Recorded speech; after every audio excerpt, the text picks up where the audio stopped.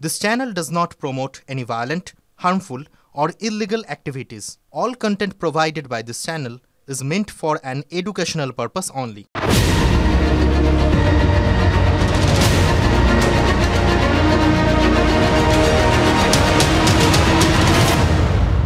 विनाकारण उठसूट काय मारामारी करायची गरज नाही आणि मारायची गरज नाही.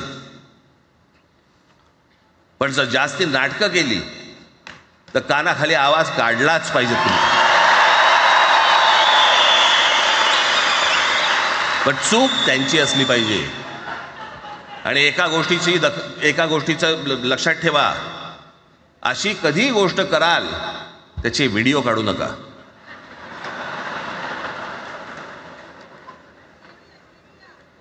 आपल्यामध्येच त्यांना कळलं पाहिजे. মারলে মারো কিন্তু ফেঁসো না। রাজ ঠাকরে যা বললেন তার এটাই হচ্ছে ওয়ান লাইনার, মানে এক কথায় সার সংক্ষেপ। বালাসাহেব ঠাকরের ভাইপো তো, মহারাষ্ট্র নবনির্মাণ সেনার প্রতিষ্ঠাতা সভাপতি। এই কথাটা তিনি বলেছেন দুদিন আগে। জঙ্গি নেতা বলার টোন দেখলেন, ঠান্ডা গলায় থ্রেট করা যাকে বলে, ব্যাপারটা সেই রকম। যা বলার বলে দিলেন আর কি। মারলে মারো, কষিয়ে মারো, কিন্তু ভিডিও টিডিও করো না, প্রমাণ রেখো না, এই তো নির্যাস। 20 বছর পর খুড়তো ভাই উদ্ধবের সঙ্গে এক মঞ্চে রাজ ঠাকরে হাজির ছিলেন। মহারাষ্ট্রের মুখ্যমন্ত্রী দেবেন্দ্র ফডনবিসের সরকার, তারা মহারাষ্ট্রে মারাঠি ভাষার গর্ব করে হিন্দি চাপাতে চাইছে। এই অভিযোগে উদ্ধব এবং রাজ ঠাকরে যৌথ সমাবেশ ডেকেছিলেন। এবার এটা মহারাষ্ট্রের ক্ষেত্রে একটা পুরনো ইস্যু, মাঝে মধ্যে এটাকে চাগিয়ে তোলা হয় আর কি। এবং এই মারাঠি অস্মিতায় মারাঠিরা কিন্তু দিব্য মজেও যায়। ইনফ্যাক্ট এই মারাঠি অস্মিতার ডাক দিয়েই তো একটা সময় শিবসেনার প্রধান বালাসাহেব ঠাকরে গোটা মহারাষ্ট্র জুড়ে একটা অন্য রকম পরিস্থিতি তৈরি করে দিয়েছিলেন। শিবসেনা তো তখন থেকেই শুধু রাজ্যের না, জাতীয় রাজনীতিতেও কোথাও প্রাসঙ্গিক হয়ে গেছিল। তো যাই হোক, এই যৌথ সমাবেশে বক্তব্য রাখতে গিয়ে রাজ এই কথাটাই নিদানটা দিয়েছেন, বলতে পারেন গাইডেন্স, এসওপি, কীভাবে কী করবেন এই ব্যাপারটা পরিষ্কার করে দিচ্ছে। মারপিট করাটা ঠিক না, কিন্তু কেউ যদি বাড়াবাড়ি করে তাহলে তাকে মারধরের ক্ষেত্রে দুবার যেন না ভাবেন তার অনুগামীরা। এক্ষেত্রে কে গুজরাটি বলছে, কে হিন্দি বলছে দেখার দরকার নেই, শুধু অতি উৎসাহে ভিডিও না করলেই হলো। আর বলে বেড়াবেন না, মারছেন মারুন, বলে বেড়াবেন আমি মেরেছি, মানে প্রমাণ চলবে না। কিন্তু ভিডিও করে সেটা সোশ্যাল মিডিয়ায় ছড়িয়ে গেলে কি হবে? এক, তার বিরুদ্ধে প্রমাণ রয়ে যাবে, সে পরবর্তী ক্ষেত্রে ধরা পড়বে, শাস্তি পাবে, এবং সবথেকে বড় কথা, তার বদনামের ভাগী হবে দল। এইটাই বালাসাহেব ঠাকরের আপত্তির জায়গা। কারণ যদি সেটা না হয় তাহলে তো কোনো প্রমাণ নেই, ভিডিও নেই, প্রমাণ নেই, অস্বস্তিও নেই। রাজ ঠাকরের এই উপদেশটা কিন্তু অত্যন্ত সময়োপযোগী, জানেন তো। মানে মারপিট করার সময় ভিডিও করতে নেই, এই যে একটা গুরু বাণী তিনি দিয়ে দিলেন, এটা যদি আর কয়েকদিন আগে দিতেন তাহলে হয়তো ওই খড়গপুরে ওই তৃণমূল নেত্রী বেবি কোলে তারা অনেকটা কাজে লেগে যেত। খড়গপুরে বেবি কোলে আর তার অনুগামীরা ওই প্রবীণ একজন মানুষকে, অনিল দাস, প্রাক্তন বাম নেতা, তাকে নাকি রাস্তায় ফেলে মেরেছিলেন। অনিল দাস কী দাবি করেছিলেন? বলেছিলেন তিনি একটা পাঁচিল ভাঙার বিরোধিতা করেছিলেন, সেই জন্য তাকে মারধর করা হয়েছে। আর উল্টো দিকে বেবি কোলে বলেছিলেন তার এক রাজনৈতিক সহকর্মীকে নাকি খারাপ ইঙ্গিত করেছিলেন বর্ষিয়ান এই বাম নেতা। এবার অনিল দাসের বিরুদ্ধে শ্লীলতাহানির অভিযোগও বেবির ওই রাজনৈতিক সহকর্মী মানে আইন টাইন মেনে যথাযথভাবে দায়েরও করেছিলেন।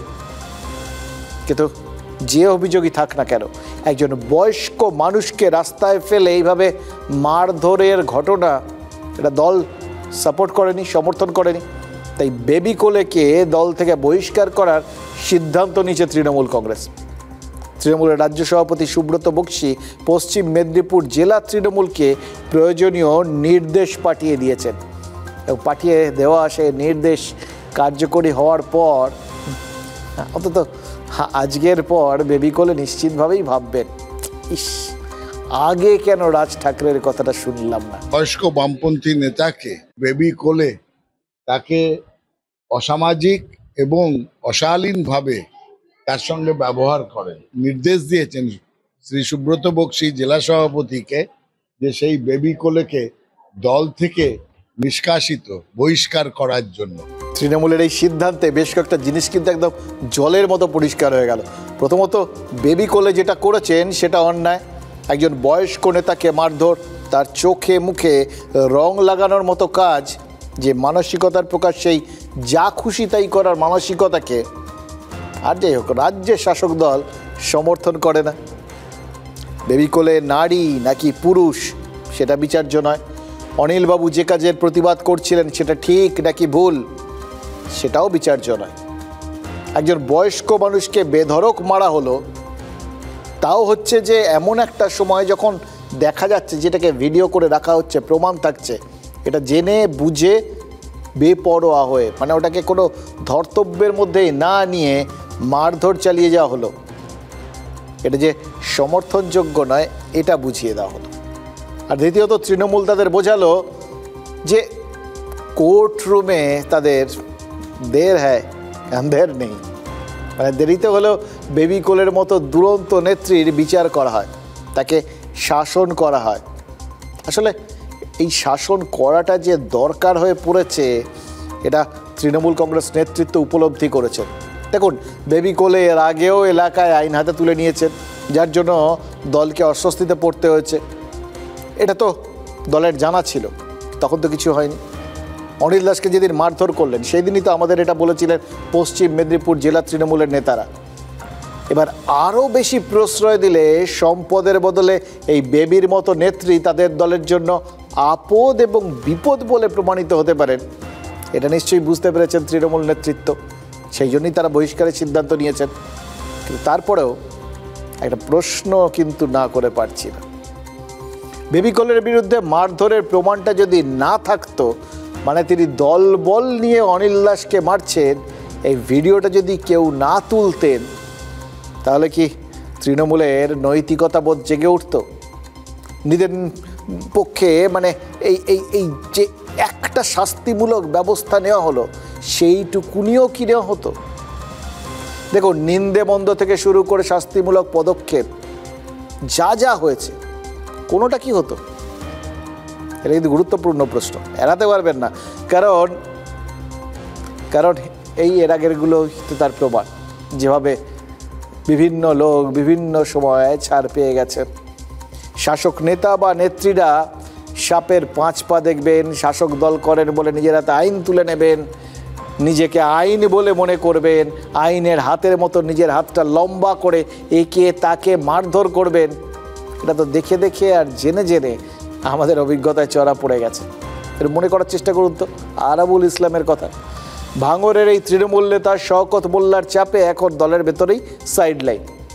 যখন একটা সময় তো ছিল, এখন যতই তিনি তার ফানুস চুপসে যাক, একটা সময় তো ছিল যখন তিনি তরুণ তুর্কি ভাঙরের দিকে দিকে এই হাঙরের মতো দাপট নিয়ে ঘুরতেন। আরাবুলের এই দিন তো ছিল, তিনি চাইলেই ভাঙর কলেজে ঢুকে অধ্যাপক অধ্যাপিকাদের লক্ষ্য করে জক ছুঁড়ে টিপ প্র্যাকটিস করতেন, এটাও তো জানা গেছে। তেমনি রাজ্যের প্রাক্তন মন্ত্রী রেজ্জাক মোল্লার মতো বয়স্ক নেতার শরীরে তিনি যে অর্থোপেডিকের ক্লাস নিয়েছিলেন এটাও তো সত্যি। ভাঙড়ের মাটিতে এককালের দাপুটে নেতা রেজ্জাক সাহেবকে শুধু যে ফেলে মেরেছিলেন আরাবুল তা তো নয়, এমন মেরেছিলেন যে প্রাক্তন মন্ত্রী ওই রেজ্জাক মোল্লার কোমরের হাড়ে নাকি চির পর্যন্ত ধরে গেছিল। ভাবুন, সিপিআইএম ছেড়ে পরবর্তীকালে তৃণমূলে গেছেন রেজ্জাক সাহেব, মমতা বন্দ্যোপাধ্যায়ের মন্ত্রিসভার সদস্য হয়েছেন, কিন্তু তার ওই চির মানে সেটা জুড়ে ছিল হয়তো, সেটা জুড়লেও মনের চির সেটা তো জুড়ে ছিল বলে মনে হয় না। কারণ তার গায়ে হাত তোলার অপরাধে না প্রশাসনিক স্তর থেকে না দলীয় স্তর থেকে আরাবুল ইসলামের বিরুদ্ধে কোনো ব্যবস্থা নেওয়া হয়েছে। এই যে অনিল দাস যেরকম বলছেন যে বেবি কোলের বিরুদ্ধে তৃণমূল ব্যবস্থা নেওয়ায় তিনি আর তার পরিবার খুশি, এরকম প্রতিক্রিয়া দেবার সুযোগটাই তো রেজ্জাক সাহেব আজীবন পেলেন না। বঞ্চিতই রইলেন। নিশ্চয়ই এই জন্য আমাদের পরিবার খুশি।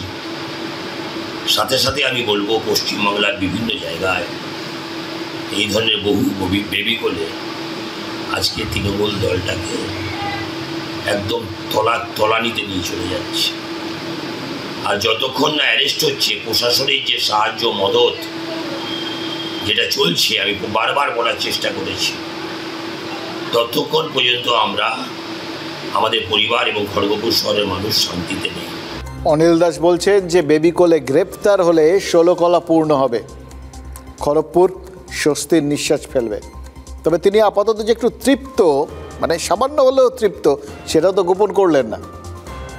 সেইটুকুনি বা রেজ্জাক মোল্লা কেন পেলেন না? কারণটা কি? বেবি কোলের বিরুদ্ধে তৃণমূল ব্যবস্থা নিলেও আরাবুলের বিরুদ্ধে সেই সময় কোনো ব্যবস্থা কেন নেওয়া হয়নি? ভাবার বিষয়। কিন্তু দেখুন, অপরাধ মাপার যদি কোনো স্কেল থাকতো তাহলে দুটো কিন্তু একই অপরাধ, দুটো ক্ষেত্রেই মারধর করা হয়েছে, দুটো ক্ষেত্রেই বয়স্ক নেতাকে মারধর করা হয়েছে।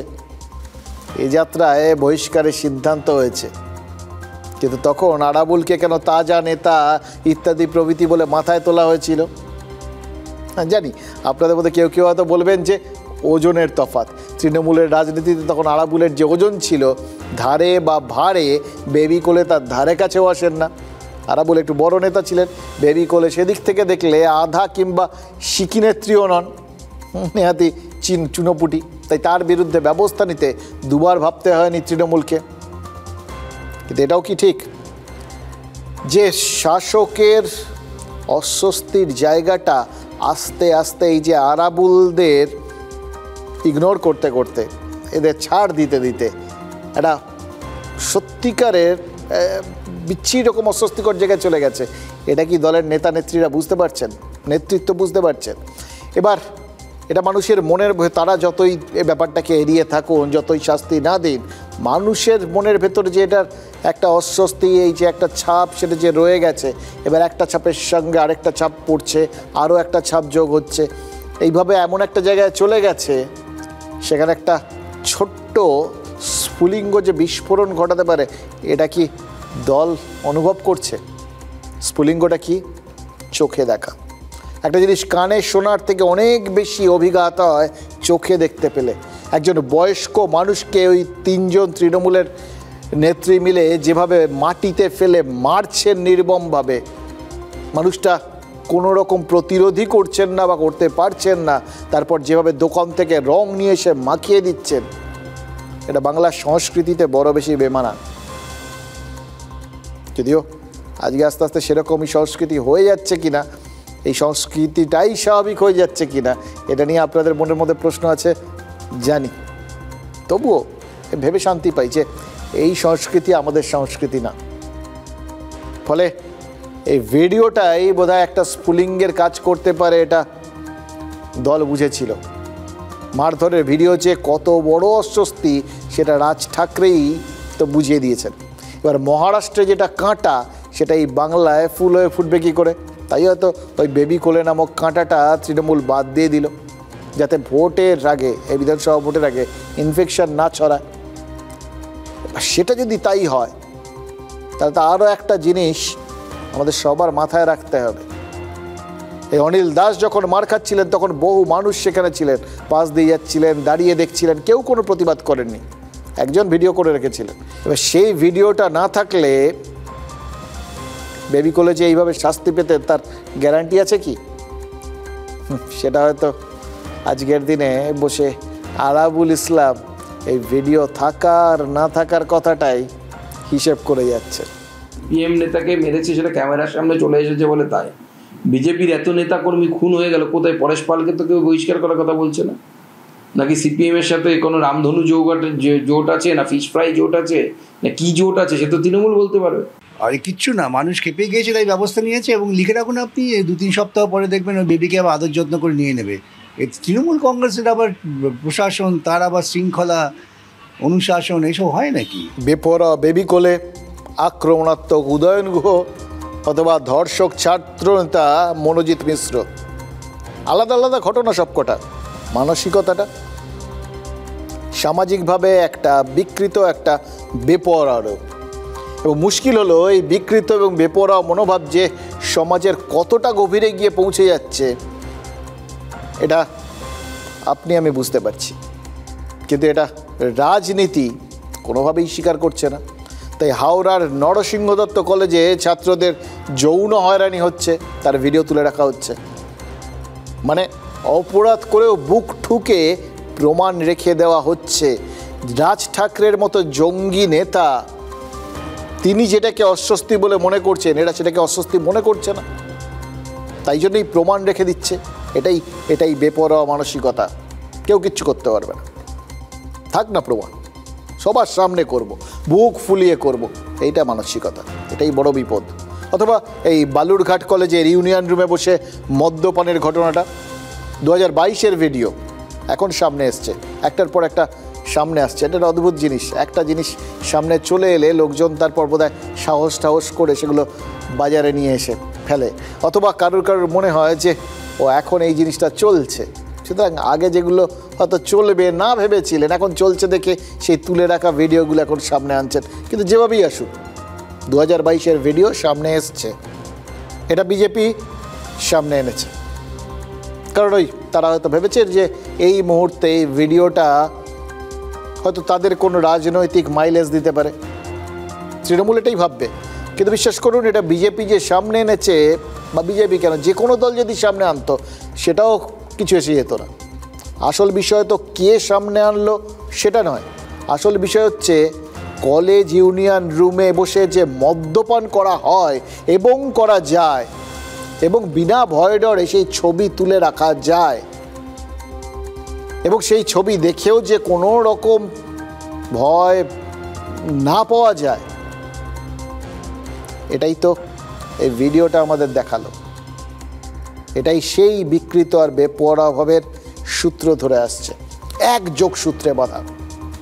ক্রাইম করব, বুক ফুলিয়ে করব, তারপর সেটা সবার সামনে দেখাবো। সমাজে চ্যালেঞ্জ জানানোর মতো কেউ আছে নাকি? কি মানসিকতা, কি কনফিডেন্স বলুন তো? যা করার করে নে। ওই নেতাদের এই ভার্সান, এগুলো জানেন তো, তাদের এই ভার্সানগুলো সমাজে ডালপালা ছড়াচ্ছে। মনোজিৎ মিশ্ররা কীভাবে সর্বগ্রাসী হয়ে উঠেছে তার দুটো উদাহরণ দিই আপনাদের।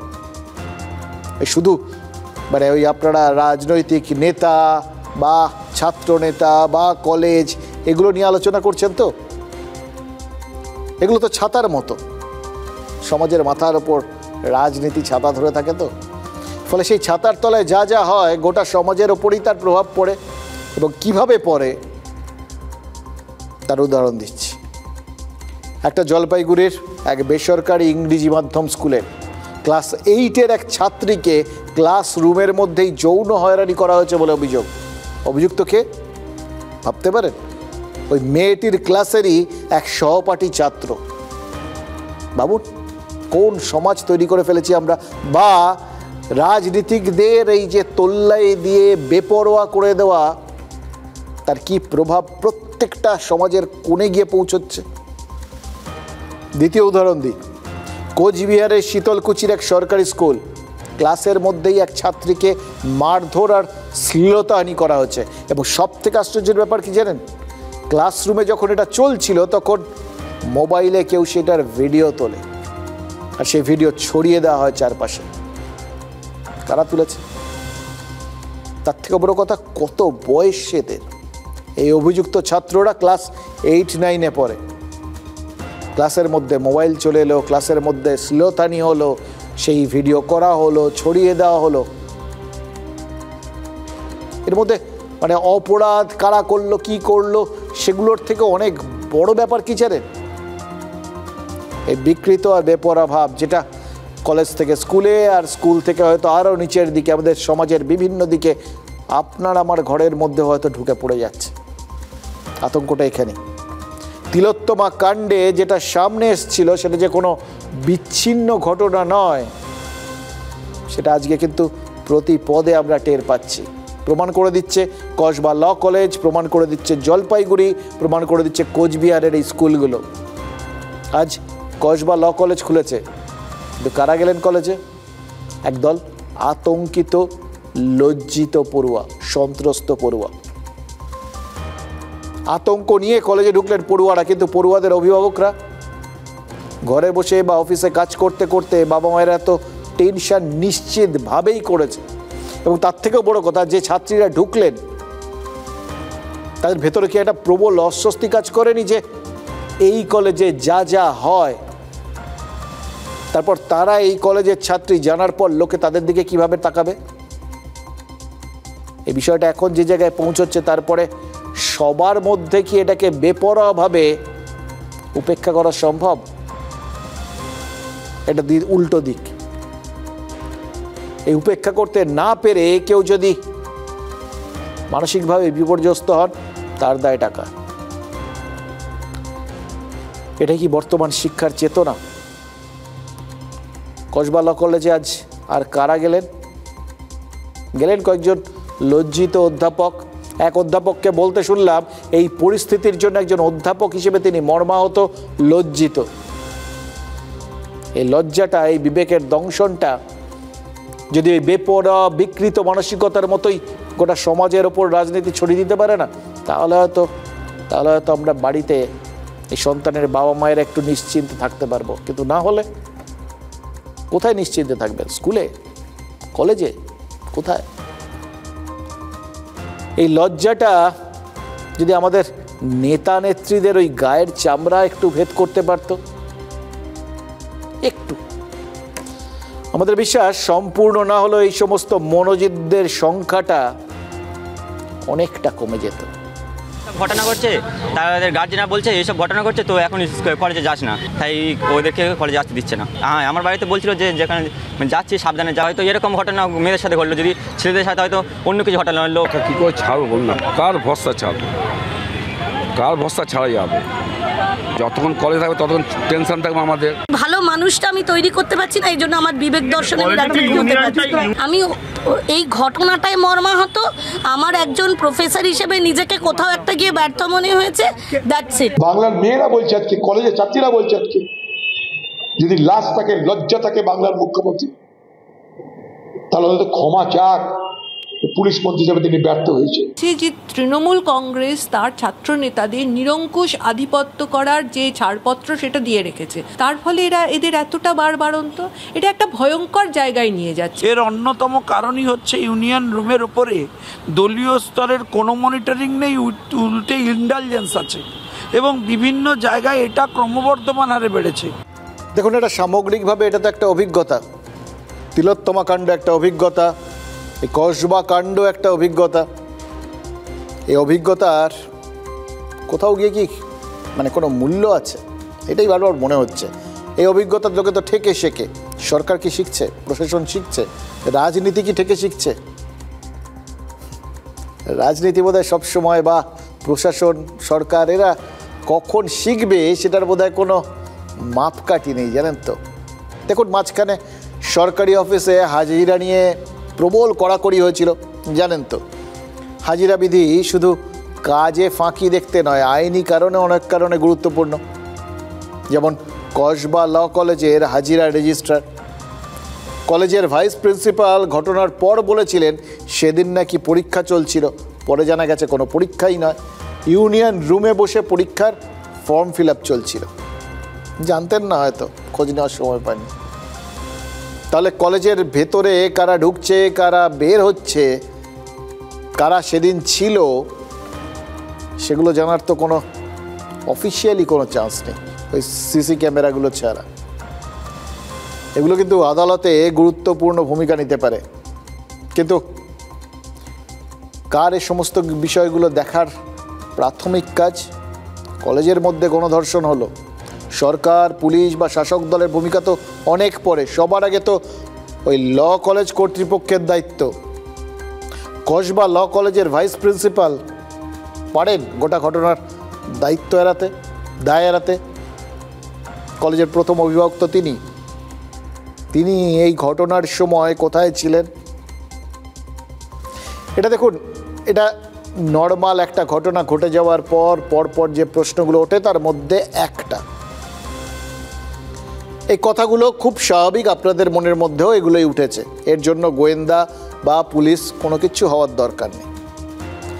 কিন্তু মজা কি জানেন, আপনারা নিজেরাই বলবেন যে ঢোকা বেরোনোর রেজিস্টারে সই দেখলেই তো সব হয়ে যায়।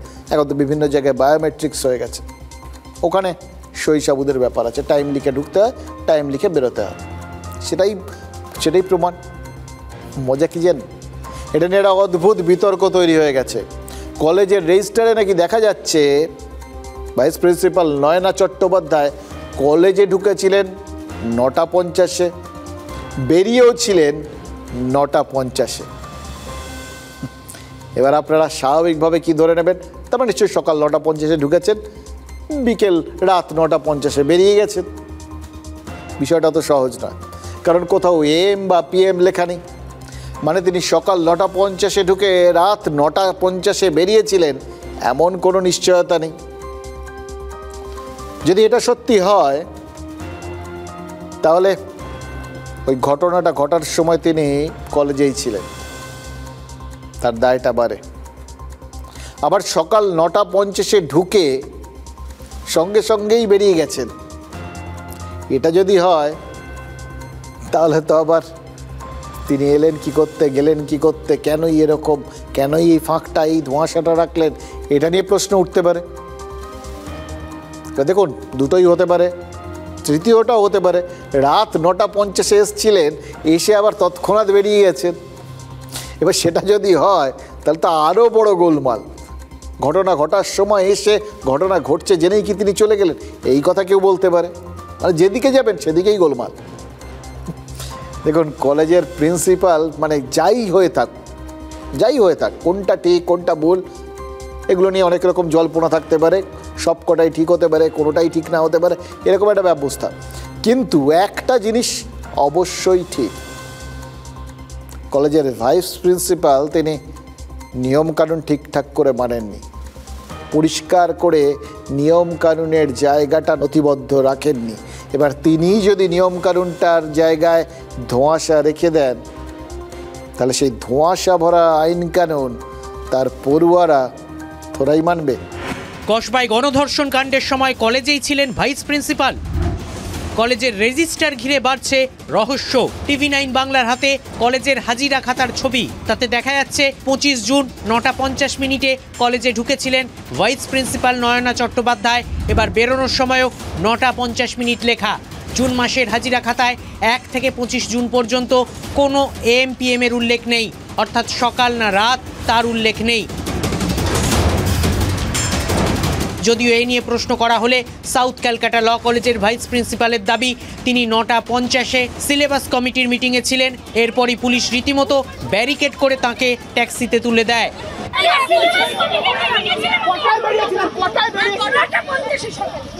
26 জুন তিনি রেজিস্টারে প্রথমে ইন টাইম উল্লেখ করেছিলেন 9:30, তারপর তা কেটে 10:15 করা হয়।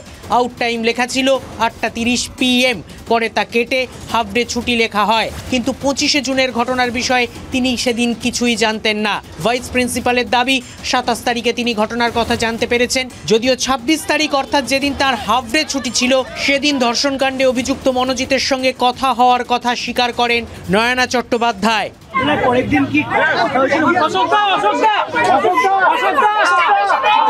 ম্যাডাম 26 তারিখ ঘটনার পরে 26 তারিখে আপনার সঙ্গে মনোনীতের সঙ্গে কথা হয়েছে? ঘটনা আমি জেনেছি 27 তারিখে। ইতিমধ্যেই সাউথ ক্যালকাটা ল কলেজের ভাইস প্রিন্সিপালকে বেশ কয়েক ঘন্টা জিজ্ঞাসাবাদ করেছে পুলিশ। এবার হাজিরা খাতা ঘিরে তাঁর ভূমিকায় নতুন করে প্রশ্ন উঠতে শুরু করলো। দেখুন, পায়ে যদি কাঁটা ফোটে না, তাহলে কাঁটার মতোই ছুঁচলো কিছু দিয়ে সেই কাঁটা বের করতে হয়। এটা আপনারা জানেন, আপনারা করেনও। এটাকে কাঁটা দিয়ে কাঁটা তোলা বলে বুঝায়, জানেন তো। কিন্তু কসবা কাণ্ডে ভাবমূর্তি উদ্ধারে তৃণমূলও কি তেমনই কোনো কৌশল নিচ্ছে? কেন বলছি, দেখুন, গত 2-3 দিন ধরে একটা মুখ সামনে চলে এসছে হঠাৎ এই গোটা ঘটনাকে কেন্দ্র করে। রাজন্না হালদার কে তিনি একদিকে তৃণমূল, আবার আরেকদিকে নন। তিনি একদিকে তৃণমূল সমর্থক, আবার আরেকদিকে তৃণমূল বিরোধীও। একদিকে তৃণমূলের বিরুদ্ধ স্বর, আরেকদিকে মমতা বন্দ্যোপাধ্যায়, অভিষেক বন্দ্যোপাধ্যায়ের একদম প্রবল অনুগামী, মানে সব মিলে একজন বিক্ষুব্ধ তৃণমূল। আপাতত রাজন্যা তিলোত্তমা কাণ্ডের পর সাসপেনশনে আছে, ফলে দল যেখানে সাময়িকভাবে দূর করে রেখেছে আর কি, দূরে রেখেছে, ফলে তার অবস্থানটা নিয়ে একটা ধোঁয়াশা থাকতে পারে।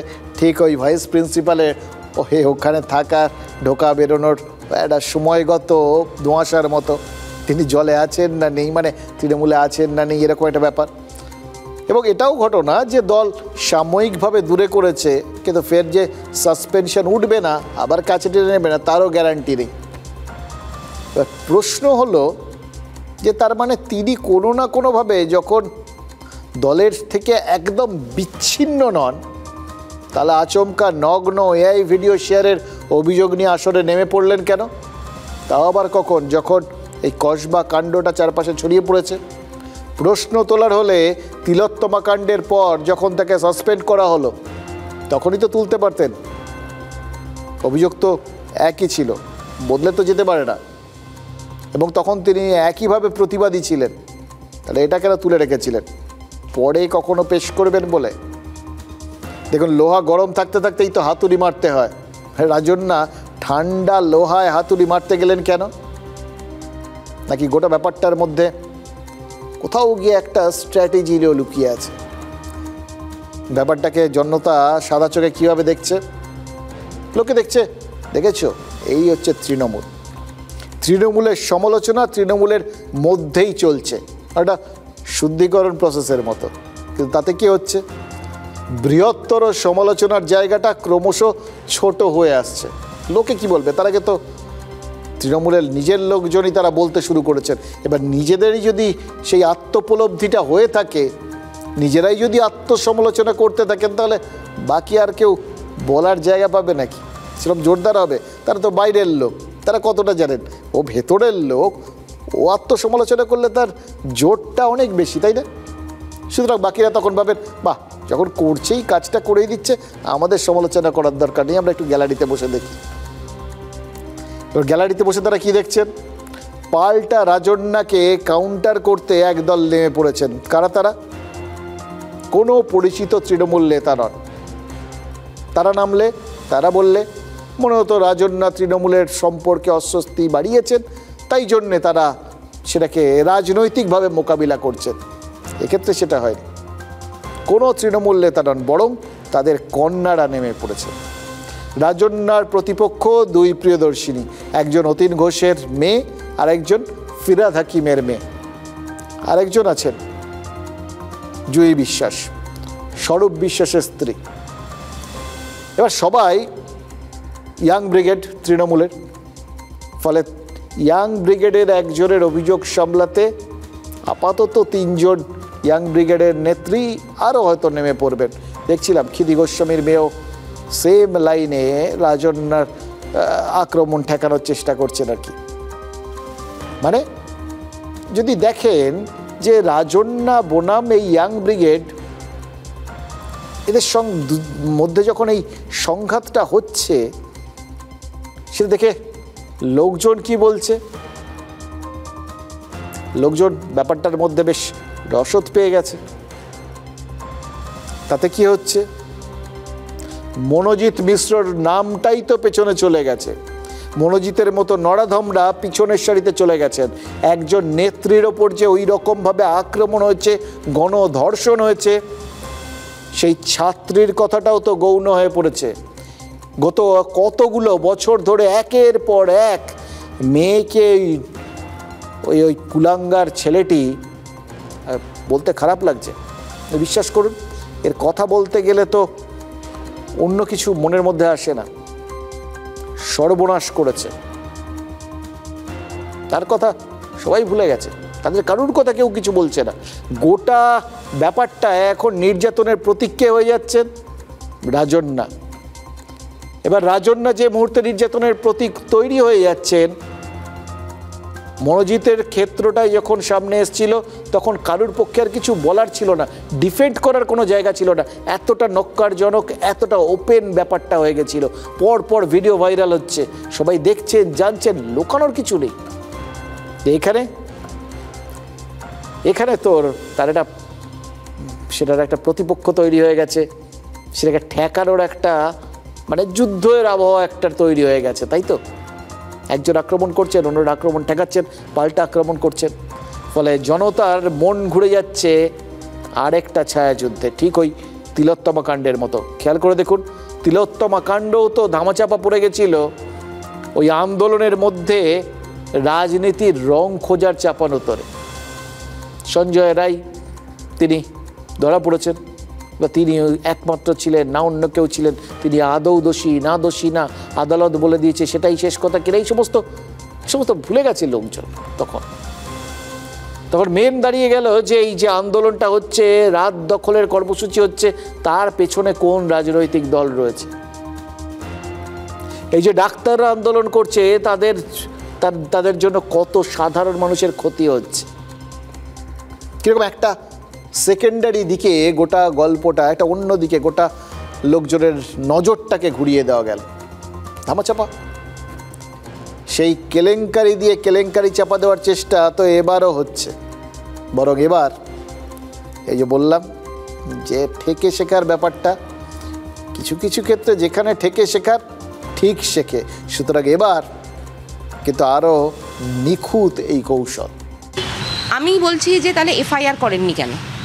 এফআইআর করতেন, তারপরে এখনও পর্যন্ত তাদের নাম নিয়ে তাদের ক্যামেরা, আজকাল তো হোয়াটসঅ্যাপ টু এন্ড এনক্রিপ্টেড থাকে, সব কিছু থাকে, যদি কেউ এরকম এআইতে বানিয়ে মানে প্রচার করেছে সেটা তো পেয়ে যাবে। কারুর পৌষ মাস, কারুর সর্বনাশ, যে চলুন এটা চলছে, এটা টপিক, আমি একটুখানি ফুটেজ খেয়ে নিই, এই সময় এটা দুঃখজনক, এটা লজ্জাজনক। এই ঘটনা যখন ঘটেছে এবং সেটা রাজন্যা যখন জানতে পেরেছে, সেই মুহূর্তে দলের শীর্ষ নেতৃত্বকে, প্রশাসনকে জানানো সেটা মানে এক্সপেক্টেড, কিন্তু সেটা যদি না হয়ে থাকে তাহলে এইসব কাজ যখন রিপোর্টেড হয় না বা কোনো নির্দিষ্ট কারণে রিপোর্ট করা হয় না বা এই ক্ষেত্রে হয়নি, তার মানে কিন্তু পরোক্ষভাবে সেই কাজকে, সেই কুকীর্তিকে বৈধতা দেবে। আমি তখন কেন বলিনি, এখন কেন বলছি, বক্তব্যটা আমি বলেছি দলকে। আমার কাছে দল মানে অভিষেক বন্দ্যোপাধ্যায়, মমতা বন্দ্যোপাধ্যায়। আমি আশা রাখছি রিকুদির কাছেও দল মানে অভিষেক বন্দ্যোপাধ্যায়, মমতা বন্দ্যোপাধ্যায় হওয়াই উচিত। অনেক মেয়েরা রয়েছে যাদের সম্ভ্রম নিয়ে এরকম প্রশ্ন উঠেছে, তারা আমাকে জানিয়েছে, আমি তাদের প্রত্যেকের ভয়েস হিসাবে আজকে এটা বলছি। এরকম বক্তব্য না যে আমি একার কথা বলছি, আমি আমার ইমিডিয়েট অথরিটিকে জানিয়েছিলাম, কিন্তু তারপরেও কোনো পদক্ষেপ হয়নি। শুভবুদ্ধির উদয় আমার হয়ে গেছে বলেই না রিকুদি আজকে আমি এই কথাটা বলতে পারছি। আর তোমরা আজকে এই কথার বিরোধিতা করছো, একবারও এটা বলছো না যে মনোজিৎ মিশ্রের মতো ধর্ষকদের দল থেকে তাড়িয়ে দেওয়া উচিত, বহিষ্কার করা উচিত। ভালো চাপানো উত্তর চলছে, সবাই যথাযথ প্রশ্ন তুলছেন, এই প্রশ্নগুলোর দিকে নজর দেওয়া উচিত। রাজন্যা যেটা বলছেন সেটার দিকেও নজর দেওয়া উচিত, উড়িয়ে দিতে পারবেন না। আবার প্রিয়দর্শিনী হাকিম বা ওই প্রিয়দর্শিনী ঘোষ তারা যেটা বলছেন সেটাকেও উড়িয়ে দিতে পারবেন না। সুতরাং কে ঠিক বলছেন, কতটা ঠিক বলছেন, এই সমস্ত বিষয়ের তুল্যমূল্য বিচার চলুক এখন। ওই মনোজিৎ আর ওই তার শিকার, ওই মানে এতগুলো বছর ধরে যারা হয়েছিলেন, তারা যেখানে আছেন সেখানে থাকুন, ওদের কথা মনে রেখে কী হবে, ওরা আপাতত ভুলে যাওয়ার জায়গায় চলে যাচ্ছে। একটা কথা তো বারবার শুনতাম না, বাম জমানায় কি সকলে ধোয়া তুলসী পাতা ছিল নাকি? কলেজে কলেজে তখন ছাত্র ভোটে মারামারি হয়নি? কোন মুখে বামেরা এই নিয়ে কথা বলে? আর দেখুন গিয়ে বিজেপি শাসিত রাজ্যগুলোতে কি হচ্ছে, কোন মুখে বিজেপি নেতারা এই কথা বলেন? এগুলো আমরা বলছি না, চেনা চেনা লাগছে তো। শাসক দলের এই বক্তব্য, মানে শাসক দল বললাম এই জন্য যে বিভিন্ন নেতার মুখে এই বক্তব্যটা শুনে শুনে আমাদের মুখস্থ হয়ে গেছে। তবে বক্তব্য রাখা তাদের স্বাধীনতা। দেখুন, দাবা খেলা একটা নিয়ম রয়েছে, রাজাকে কোনো ঘুঁটি যদি খিস্তি দেয় তাহলে তো আগে সেই ঘুঁটিটাকে কেটে দেওয়ার চেষ্টা করা ভালো, তাহলে তো রাজার আর কিস্তি থাকবে না। কোনো প্রসঙ্গ অস্বস্তিকর হলে নজর ঘুরিয়ে দেওয়াটাই তো ভালো। এটা রাজনীতিতে কিন্তু একটা প্রচলিত কৌশল, এবং আমাদের দুর্ভাগ্য কোনো কৌশল যতই আপত্তিকর হোক না কেন, একবার যদি সেটা কার্যকর হয়ে যায় তাহলে রাজনীতিতে সবাই সেটাকে আপন করে নেয়। তখন গোটা ব্যাপারটার মধ্যে মানে শুধু যে মানুষজন নেতারা দলবদল করেন তা তো না, এই ইস্যুরও বা স্ট্র্যাটেজিরও দলবদল হতে পারে। এই দলের স্ট্র্যাটেজি অন্য দলের হয়ে যেতে পারে। কিন্তু একটা জিনিসের না কোনো বদল হয় না, জানেন তো, কুপ্রথার। তাই পঞ্চায়েত ভোটে লাশ পড়াটা আমাদের রাজ্যের কালচার হয়ে দাঁড়িয়েছে। আর রাজনৈতিক নেতাদের ভাষণ মানেই কুকথা, হুমকি, উস্কানি। করোনা ভাইরাসের মতো ব্যাধিটা ছড়াচ্ছে সব কিছুতে, পর পর পর পর। এবং রাজনীতির কিছু কিছু জিনিস স্বতঃসিদ্ধ হয়ে থাকছে। আমার ধারণা এই যে থিওরিটা রাজ ঠাকরে দিয়েছেন, রাজ ঠাকরে থিওরি বলে এটা রাজনীতির একটা পাঠ্য পুস্তকের পরে একটা চ্যাপ্টার হয়ে যাবে। সেটাও কিন্তু প্রত্যেকটা ক্ষেত্রে এই যা যা দেখছেন, যা যা শুনছেন, সেগুলোর সঙ্গে সঙ্গে পাশে পাশে বসিয়ে আপনাদের বিচার করতে হবে। অনেক ভদ্রসভ্য নেতা ইদানিং মনে করেন যে দু একটা গালাগালি না দিলে বোধহয় সোশ্যাল মিডিয়ার বাজার পড়ে যাবে। কতজনকে দেখলাম দলমত নির্বিশেষে। ইদানিং মানে একটা সময় যখন ওই সুকান্ত মজুমদার তিনি সদ্য রাজ্য সভাপতি হয়েছেন, তখন সাংসদ, প্রফেসর মানুষ, একটা বাধো ব্যাপার ছিল তার মধ্যে। কিন্তু পরবর্তী ক্ষেত্রে দেখুন তাকে রেফারেন্স ফ্রেম কী ছিল, পাশেই শুভেন্দু অধিকারী, পোর খাওয়া নেতা। ফলে সুকান্ত মজুমদার কি ছিলেন আর কি হইলেন এটা অনেককেই বলতে শুনেছি। আর সেখানে তো উদয়ন গুহ, এমনিতে তিনি অভদ্রতা করেন সেটা কেউ বলতে পারবেন না, কিন্তু মঞ্চ আর মাইক এই দুটো কম্বিনেশন মিললেই তার মুখ দিয়ে যে কথাগুলো বেরোয় সেগুলোকে আর যাই হোক ভদ্রতা বলা যায় না, জানেন তো। সিতাইয়ে 21শে জুলাইয়ের প্রস্তুতি সভায় তার একটা ভিডিও ভাইরাল হয়েছে, দেখলেন রাজ ঠাকরে, মনে রাখবেন। এবার তাতে তিনি কি বলেছেন জানেন? বলেছেন এমন অবস্থা তৈরি করতে হবে যাতে রাতে শুয়ে কারোর মনে না হয় যে আমি এজেন্ট হব। সোজা কথায় এমন পরিস্থিতি তৈরি করতে হবে যাতে বিরোধী দলগুলো এজেন্ট খুঁজে না পায়। খবর পাওয়া যায় সেই বন্দোবস্ত করতে হবে, আর যেন অপোনেন্টটাও খেলতে না নামে পড়ে সেই ব্যবস্থাটা এইবার ভোটে আমাদের করতে হবে। একেবারে একটা বিধানসভা কেন্দ্রে একজন আক্রান্ত হলে বাকি 8টা বিধানসভা কেন্দ্রে বিজেপির 8 জনকে পেটাতে হবে। এমন অবস্থা তৈরি করতে হবে কোনো বাপের বেটার যেন এই কথাটা রাত্রে শুয়েও মনে না হয় যে আমি এজেন্ট হব। এখন এজেন্ট হওয়ার সাহসী যাতে কারণ না হয় সেই পরিস্থিতিটা তৈরি করবেন। ভাবুন তো, সমস্ত দল তারা নির্বাচনে প্রতিদ্বন্দ্বিতা করবে, তাদের এজেন্টরা থাকবেন ভোট গণনার সময়। এটাই তো একটা সুস্থ এবং আদর্শ রাজনৈতিক পরিবেশ, গণতান্ত্রিক পরিবেশ। আর উদয়ন গুহ এমন একটা পরিবেশ তৈরির কথা বললেন যেখানে বিরোধীরা যাতে মানে বিরোধীদের কেউ যাতে এজেন্ট হতেই সাহস না পান। নেতারা হুঙ্কার দিলেন, সেটা ভিডিও করিয়েই হুঙ্কার দিলেন আর কি। ভিডিও করিয়েই বললাম এই জন্য যে তার বক্তব্যের যে ভিডিওকরণ হচ্ছে সেটা তো তিনি নিশ্চিতভাবেই জানেন। তারপরেও তিনি হুঙ্কার দিলেন, সেটা ভাইরাল হলো। নেতাদের হুঙ্কারে দুদলের কর্মীরাই হাহাকার করলেন। এরকমটা তো হওয়ার কথা ছিল না।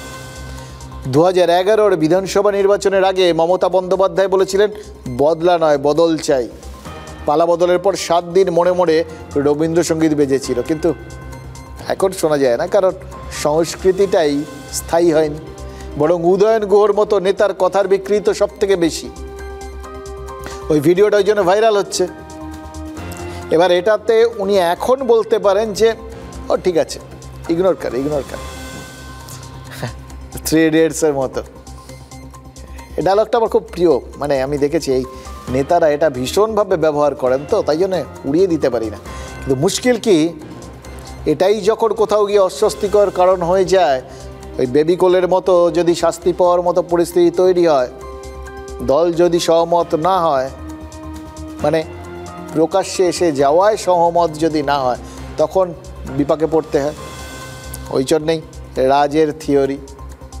দেখুন 29শে মে আলিপুরদুয়ারের প্রধানমন্ত্রীর সভার আগে উদয়ন গুহ মন্তব্য করেছিলেন যে মোদি সিঁদুর বিক্রি করতে আসছেন। তারপর দেখা গেল তার মন্তব্যটাই তার দলে সব থেকে জনপ্রিয় হয়ে গেল, সবার মুখে সেই কথা। আর কয়েকজন বাম নেতার মুখে যে ভাষা শুনে বাংলার মানুষ একসময় শিউরে উঠেছিলেন, ভবিষ্যতে উদয়ন গুহর কথাগুলো অন্য কোনো নেতার মুখে শুনলে আশ্চর্য হওয়ার কিচ্ছু নেই। কারণ রাজনীতিতে যেটা সাফল্য এনে দেয়, সেই সিস্টেমকে কেউ বদল করতে চায় না, বরং কপি করে ফেলে। শুধু বিপাকে পড়লে এখন থেকে ওই রাজের সিস্টেমটা আপনাকে মাথায় রাখতে হবে। वो ठीक है, देखिए घर का कुत्ता शेर होता है, अपने घर में कुत्ता भी शेर होता है। तो कुछ বিহারের বাইরে ওকে কে চেনে? উল্টো যদি হয়, জামা কাপড় খুলে ছেড়ে দিল, কলকাতাতে যদি হয় কি করতে পারবে? এরকম ভাবছেন তো? ক্ষমতা চিরদিন থাকে না, আর ক্ষমতার জোরে আস্ফালন করলে আর যারা ক্ষমতার দাস তাদের লোকে ভুলে যায়। বহু লোককে চোখ বোলান না একটু পশ্চিমবাংলায়, এরকম অনেক শের ছিল আগে, তারা কোথায় আছে? বেঁচে আছে, কিন্তু বেঁচে আছে কিনা কেউ জিজ্ঞেস করে না। গুহ কবে গুহায় ঢুকে যাবে সেটা দেখুন, তার কবে বিপদ হয়। ওইসব খবরে কাগজে আসার জন্য, টিভির আসার জন্য অনেক কিছু বলতে হয়। কখনো সে ফরান ব্লকের নেতা ছিল, এখন তৃণমূলের নেতা, আবার কোন গুহায় ঢুকবে দেখুন গুহ থেকে। দিলীপ ঘোষ বললেন কত শের ছিল, আজ তারা কোথায় দেখুন। মানে আজকের ফুলমালা কালকেই বাসি। এবার খেয়াল করে দেখুন, উদয় নিয়ে যারা প্রতিক্রিয়া দিলেন, সেই অধীর চৌধুরী আর দিলীপ ঘোষ দুজনের নামের পাশেই কিন্তু একজোড়া প্রাক্তন উপাধি জলজল করছে। অধীর চৌধুরী প্রাক্তন প্রদেশ কংগ্রেস সভাপতি আর প্রাক্তন সাংসদ, আর দিলীপ ঘোষ প্রাক্তন বিজেপির রাজ্য সভাপতি এবং প্রাক্তন সাংসদ। দুজনেই নিজের জমানায় দস্তুর মতো তেজিয়ার নেতা ছিলেন। এবার নেতা যেমন যখন তখন অতীত হয়ে যেতে পারেন, তেমনি অতীত যে কখন এসে হানা দেবে তারও তো নিশ্চয়তা নেই। এই জায়গাটায় না একটা আমি কথাটা ভাবছিলাম, জানেন তো, যেটা দিলীপ ঘোষ বলছিলেন। দিলীপ ঘোষ বলার সময় তিনি হয়তো সেই তার অতীতের কথাগুলো বা অতীতের ইমেজটাকে মাথায় রেখেই বললেন যে অন্য জায়গায় গেলে উদয়ন কীরকম শিক্ষা পেয়ে যাবে কেউ যদি তাকে কিছু করে। এবার খেয়াল করে দেখুন, উদয়ন গুহ কড়া দাবাই দেওয়ার কথা বললেন, তবে এটা হিংসাত্মক একটা ভাব আছে। সেটার জবাব দিতে গিয়ে বা সেটার প্রতিক্রিয়া দিতে গিয়ে দিলীপ ঘোষ যেটা বললেন, তার মধ্যেও একটা হিংসাত্মক ভাব রয়েছে। এবার দুজনের চাপানোতর, একজন বক্তব্য রেখেছেন, সেটা খুব অন্যায় করেছেন, সেটা বোঝাতে আর একজন বক্তব্য দিলেন, কিন্তু মাঝখান থেকে এই হিংসাত্মক বিষয়টা রাজনীতিতে কনস্ট্যান্ট থেকে গেল। এইভাবেই কিন্তু মুখে মুখে রাজনীতিতে এক দল থেকে আরেক দলে এই হিংসাত্মক ব্যাপারটা ছড়ায়, আর তার ফলে কখনো সেটা বর্তমানে টের পাওয়া যায়, কখনো অতীত থেকে ধার নিয়ে এসে ভবিষ্যতের জন্য লোকজন তৈরি করে। এবার এই অতীত থেকে ভবিষ্যতে গোটা বিষয়টা যদি টেনে নিয়ে আসা হয়, বর্তমানে মানে ভবিষ্যৎটা তো কেউ জানে না, সেটার এক্স্যাক্ট কী হবে। অতীতটা জানা থাকে, কিন্তু বর্তমানে সেখানটায় একটা অদ্ভুত পরিস্থিতির তৈরি হয়। ঠিক যেরকম দেবরার বিধায়ক হুমায়ুন কবিরের হয়েছে, তার অবস্থা একদম লেডি ম্যাকবেথের দুর্দশার মতো। তাকে অতীত এসে খোঁচা দিচ্ছে। আর বিবেকের ভূমিকায় কে এসছেন জানেন? বিরোধী দল নেতা শুভেন্দু অধিকারী। সোশ্যাল মিডিয়া একটা ভিডিও পোস্ট করেছেন বিরোধী দল নেতা। তার দাবি, West Bengal university of health সায়েন্সের রেজিস্ট্রার প্রলয় চক্রবর্তীকে শারীরিক নির্যাতন করেছেন দেবরার বিধায়ক। এবার এই ভিডিওটা সত্য মিথ্যা আমরা যাচাই করিনি, শুভেন্দু অধিকারী দিয়েছেন, আপনাদের বললাম। তবে ভিডিওয় যাকে লাথি মারতে দেখা গেছে, তার গালে একটা হালকা দাড়ির রেখা রয়েছে। দেবরার বিধায়ক কিন্তু এখন ক্লিন শেভড, কিন্তু ভিডিওটা যদি তার হয় তাহলেও তো এটা মানতে হবে যে ভিডিওটা পুরনো। তার মানে নেতা যখন অতীত হয়ে যান, তখন তার বর্তমানের প্রভাব প্রতিপত্তি কিচ্ছু থাকে না, কিন্তু নেতার বর্তমানে তার অতীত এসে দাঁড়ালে তখন সেটা চরম অস্বস্তিকর বা খোঁচা মারা একটা পরিস্থিতি হতে পারে। বুঝতে পারছেন? নেতা হওয়া কিন্তু সহজ নয়, পদে পদে পিছলে যাওয়ার ভয় থাকে। বর্তমানে দাঁড়ালে হয় না, অতীত কী হয়েছে সেটাও আসতে পারে, এটা ভেবে প্রস্তুত থাকতে হবে। জগ ছুঁড়ে মারা দিয়ে শুরু হয়েছিল, তারপরে কিছুদিন আগে তো আমরা দেখলাম একটি গভর্নমেন্ট কলেজের প্রিন্সিপালকে তাকে ধরে থাপ্পড় মারা হয়েছে, আবার এখানে রেজিস্ট্রারকে হেনস্থা করা হচ্ছে। প্রত্যেকটি কলেজে কিভাবে লুম্পেনগিরি আখাড়া করে তুলেছে তৃণমূল কংগ্রেস রাজ্যের শিক্ষা ব্যবস্থাটাকে তো ভেঙে তছনছ করে দিয়েছে। আপনার আমার বাড়ির ছেলেমেয়েরা আগামী দিনে যদি সরকারি জায়গায় পড়তে যেতে চায়, তাদের ভবিষ্যৎ মোটামুটি অন্ধকার, গ্যারান্টি। দল অনুশাসনটাকে বজায় রাখে, জিরো টলারেন্স। আমাদের দলের যে কোনো রকম অনুশাসন ভেঙে, শৃঙ্খলা ভেঙে কেউ যদি কোনো কাজ করে, এবং এই ব্যাপারটি যখন এসছে সে ব্যাপারেও দল নিশ্চয়ই সুনির্দিষ্ট ব্যবস্থা নেবে। একদম ফেক নিউজ, একদম টোটালি কমপ্লিটলি ফেক, বুলশিট। আমি যথাসময়ে যথা জায়গায় ব্যবস্থা নেব, আমি ব্যবস্থা নেব, আইন অনুযায়ী ব্যবস্থা নেব। দেখছি যে যা করেছে আমি সব দেখছি, নজরে আছে। দেখুন, জয়প্রকাশ মজুমদার তিনি বলে দিলেন যে দল ব্যবস্থা নেবে, মানে ভিডিওটাকে তিনি মিথ্যে বলে উড়িয়ে দিলেন না। আসলে তাকেও তো একসময় এরকম ভিডিওর মতো এই লাথিটাথির কেস নিয়ে একটা ভিডিও তার আছে, হয়তো সেসবগুলো মাথায় আছে আর কি। এই ধরনের ভিডিও মিথ্যে নয়, সে অভিজ্ঞতা তার রয়েছে। এদিকে সুকান্ত মজুমদার বলছেন, আমার আপনার ছেলেমেয়েরা ভবিষ্যতে সরকারি জায়গায় পড়তে যেতে চাইলে তাদের ভবিষ্যৎ অন্ধকার। তার মানে কি?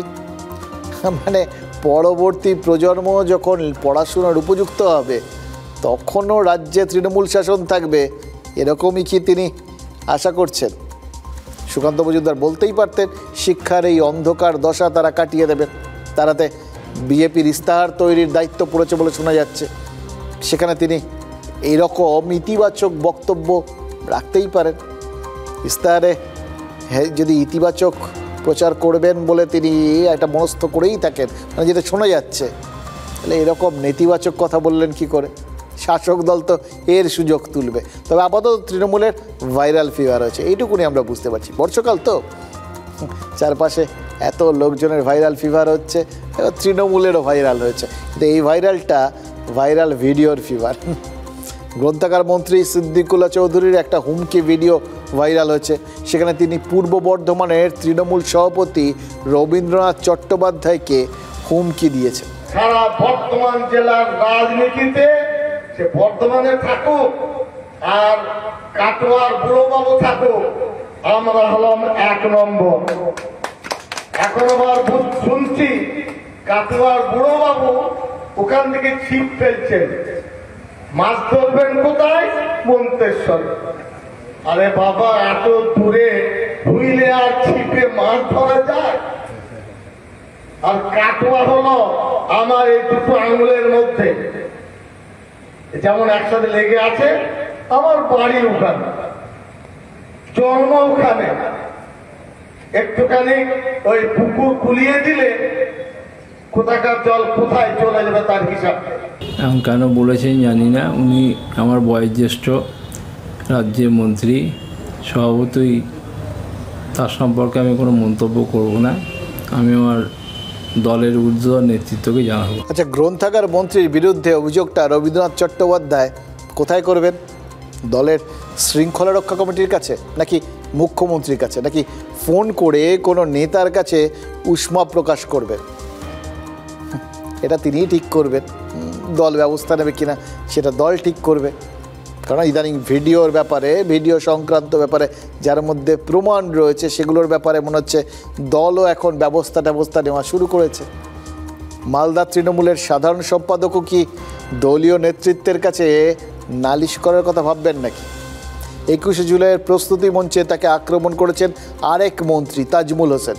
দুজনের তর্কাতর্কির ভিডিও ইতিমধ্যেই ভাইরাল হয়ে গেছে। আজকে যারা যে বলছে যে আমি নিজে খুব বড় নেতা হয়ে গেছি, ওই কোথা থেকে নেতা হয়েছে আমরা তো দেখেছি। সেই উত্তরটা আমাকে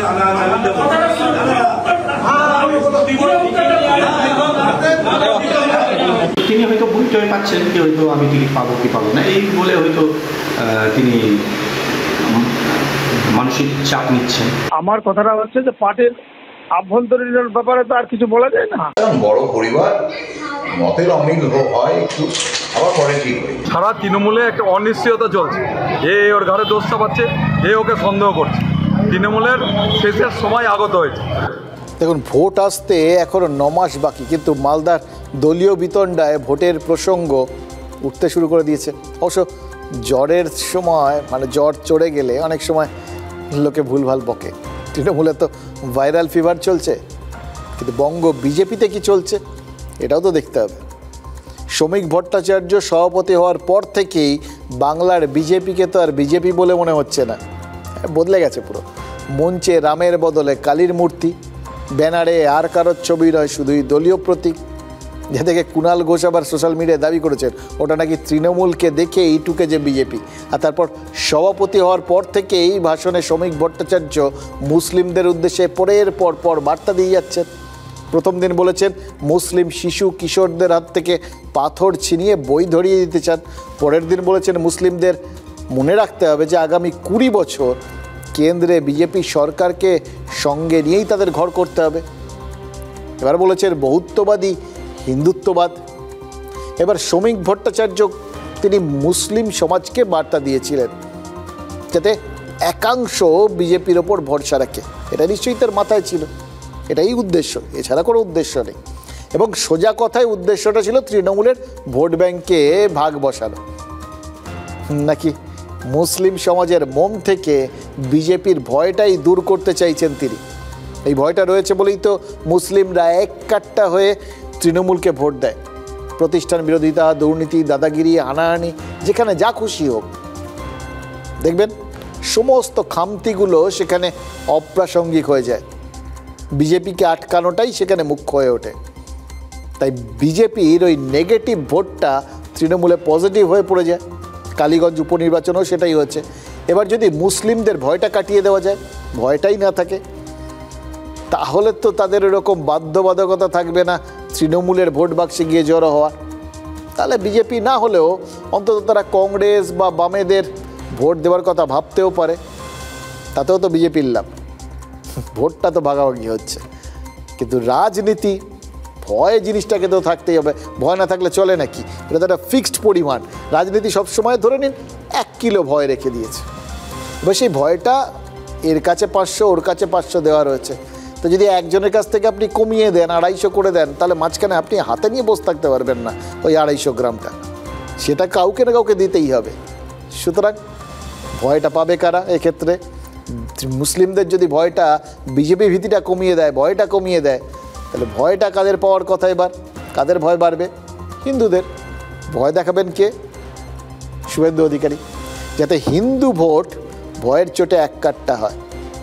অস্তিত্ব রক্ষার আতঙ্কে এতদিন মুসলিমরা ভুগছিলেন, সেই আতঙ্কে এবার হিন্দুরা ভুগুক, এটাই তিনি চাইছেন। উত্তরপ্রদেশে যোগী আদিত্যনাথ বলেছিলেন, মনে আছে, বাটেঙ্গে তো কাটেঙ্গে। তারপর মহারাষ্ট্রে গিয়ে প্রধানমন্ত্রী মোদি বলেছিলেন বাটেঙ্গে তো কাটেঙ্গে। মানে সোজা বাংলায় যদি ভাগ হয়ে যাও তাহলেই কেটে ফেলবে। এবার বাংলায় বিজেপি নেতারা বলছেন হিন্দু যদি বাঁচতে চাও বিভেদ ভুলে এক হও। শ্রমিকবাবু নতুন কথা বলছেন বটে, কিন্তু শুভেন্দু অধিকারী পুরনো কথা বলা বন্ধ করেননি। হ্যাঁ, এটা দেখে কি মনে হচ্ছে, সেই ক্রিকেটে একটা সময় গাভাস্কার আর শ্রীকান্তের জুটি, ওপেনিং জুটি দারুণ জনপ্রিয় ছিল। গাভাস্কার ধরতেন, শ্রীকান্ত মারতেন। এক্ষেত্রেও কি সেরকম হচ্ছে? রাজনীতিক দিক থেকে দেখতে গেলে অনেকের মনে হচ্ছে আদবানি আর বাজপেয়ী জুটির কথা। বিজেপি শুরুতে বলতো রাম লক্ষ্মণ, আর তারপর বলতো লৌহ পুরুষ আর বিকাশ পুরুষ, আর বিরোধীরা বলতেন মুখ আর মুখোশ, একজন কড়া আর একজন নরম। শ্রমিক ভট্টাচার্য আর শুভেন্দু অধিকারীর এখনো কোনো নামকরণ হয়নি। বাকি দলগুলোর দিকে আমরা সাগ্রহে তাকিয়ে রয়েছি, কেউ না কেউ দিয়ে দেবেন। কিন্তু এর মধ্যেই নতুন রাজ্য সভাপতি আবার চমকে দিয়েছেন। শ্যামাপ্রসাদের জন্মজয়ন্তীতে গিয়ে জ্যোতি বসুর ভূয়সী প্রশংসা করে বসে আছেন। বলেছেন বাঙালির অস্মিতা রক্ষা করতে আর প্রগতিশীল মুসলিমদের মুখ চেয়ে পার্টি লাইন সরিয়ে রেখে শ্যামাপ্রসাদ মুখোপাধ্যায়ের আনা পশ্চিমবঙ্গের প্রস্তাবের পক্ষে ভোট দিয়েছিলেন জ্যোতি বসু। এটা কিন্তু ঐতিহাসিকভাবে প্রমাণিত সত্য। সুতরাং শ্রমিক ভট্টাচার্য অতিরঞ্জিত করে কিছু বলেননি। জ্যোতি বসু সত্যি সত্যি পশ্চিমবঙ্গ প্রস্তাবের পক্ষেই ভোট দিয়েছিলেন, কিন্তু সেটা তো ইতিহাসে রয়েছে, সবাই জানে। হঠাৎ করে জ্যোতি বসুর প্রসঙ্গ টেনে আনার কারণ কি? দেখুন, ক্রিশ্চিয়ান ভোট পেতে অনেক সমাজতান্ত্রিক নেতা যিশুর ভূয়সী প্রশংসা করেন। পশ্চিমের বহু দেশে, পূর্ব ইউরোপের বহু দেশে অতীতে এটা দেখা গেছে। বিজেপিও বাম ভোট চায়, তাতে তো সন্দেহ নেই। না চাইলেও বামেদের মধ্যে একটা যে নিজেদের জায়গা তৈরি করে দেওয়া দরকার, ওইখানে তো আর হিন্দু ভোট আছে, সেটাকে অন্তত গুছিয়ে নিয়ে আসা দরকার। এইটা তারা নিশ্চিতভাবেই চায়, কারণ এই 2019 থেকে যখনই বিজেপির ফলাফলটা ভালো হয়েছে, তখন সমীকরণে তো ওটাই উঠে এসছে, বাম ভোট রামে গেছে। জ্যোতি বসু কি সেই কারণেই প্রাসঙ্গিক হয়ে গেলেন? কিন্তু জ্যোতি বসু তো বিজেপিকে বড় বড় বলেছিলেন, বারবার বলেছিলেন। শ্রমিক ভট্টাচার্য বামেদের আবার সেই প্রসঙ্গ টানার সুযোগ করে দিলেন না তো। জ্যোতি বসু, প্রথম কথা আমি জ্যোতি বসুর কোনো দোষ দেখি না, তার কারণ জ্যোতি বসুর যা স্বভাব, জ্যোতি বসুর যা রাজনীতি, সে তাই করতো। কারণ জ্যোতি বসু তো এইটা অন্তত বুঝেছিল যে বিজেপি যদি ওঠে তাহলে ওকে জবাই করে ফেলবে, ও দলকে জবাই করে ফেলবে, এবং হলো তাই। দর্শন তো আছে, দর্শন তো আছে। আমরা মানুষে বিভাজন পছন্দ করি না, মানুষের উপর মানুষের শোষণ পছন্দ করি না। সেটা এখনই সেটা সম্ভবপর না হলেও আমাদের লক্ষ্য সেটাই। বিজেপিটা দাঁড়িয়েই তো রয়েছে বাম ভোটের উপর। সিপিএম এর ভোট কমে গেছে, বিজেপির ভোট খানিকটা বেড়েছিল, ফলে সিপিএম এর ভোটাররাই তো বিজেপিকে ভোট দেয়। সেই কারণেই বিজেপির নতুন সভাপতি জ্যোতিবাবু বা সিপিএম এর নেতাদের নাম বারবার বলছেন, তার কারণ ওদের ভোটটাই তো হচ্ছে সিপিএম এর ভোট। দেখুন, এই সাম্প্রতিক এই চাপান উত্তরগুলো দেখলে বা বিজেপির এই নতুন স্ট্র্যাটেজি দেখলে এটা আপনাদের মনে হতেই পারে যে যদি মুসলিমদের সঙ্গে এই রকম একটা সৌভ্রাতৃত্বপূর্ণ বক্তব্যের কথা, সম্পর্কের কথা রাজ্য বিজেপি বলে, তাহলে ধর্মীয় মেরুকরণের জায়গাটা হবেই বা কোত্থেকে, বা ভোট ঠোটগুলো এক কাট্টা হবেই বা কোত্থেকে, হিন্দু ভোট কনসলিডেশন কি করে হবে? বিজেপি বহুত্ববাদের দিকে যদি ঝুঁকে পড়ে, তাহলে দিল্লিতে রাহুল গান্ধী আর বাংলায় মমতা বন্দ্যোপাধ্যায়ই বা কী করবে? মোটামুটি রাজ্য রাজনীতির ব্যালেন্সটাই পুরো ওলটপালট করে ছেড়ে দিয়েছেন, জানেন তো, বেসিক জায়গাটার থেকে সরে গিয়ে সবাই। এবার কে কোন দিকে এখন বেশি ঝুঁকবেন সেটা নিয়ে একটা অদ্ভুত ধোঁয়াশা। আবার বেশি ঝুঁকতে গেলে কেউ হুমড়ি খেয়ে পড়ে যেতেও পারে।